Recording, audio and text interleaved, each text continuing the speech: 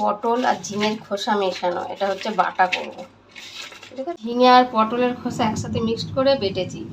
এর মধ্যে কাঁচা লঙ্কা আমার ওই পাকা পাকা মতো হয়ে গেছিলো, একটু শুকনো শুকনো কাঁচা পাকা পাকা, ওই কাঁচা লঙ্কা দুটো দিয়েছি, দিয়ে এটা বেটেছি।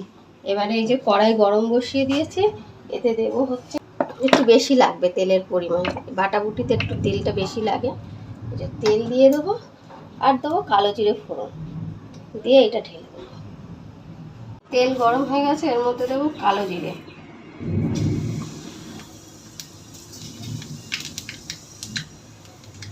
একটু বেশি করে দিই, ভাল লাগবে মুখে পড়লে।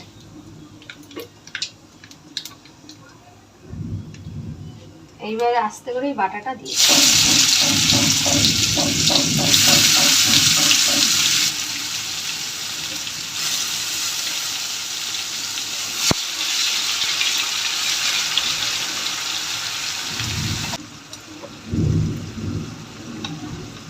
এর মধ্যে পরিমাণ মতো নুন দিয়ে দেবো,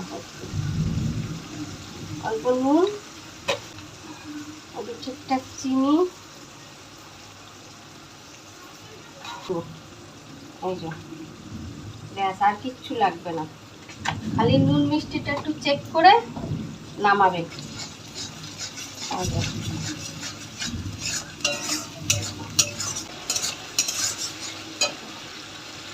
এই দেখো পটলের খোসাটা রেডি। আর আকাশ ডাকতে শুনতে পাচ্ছ?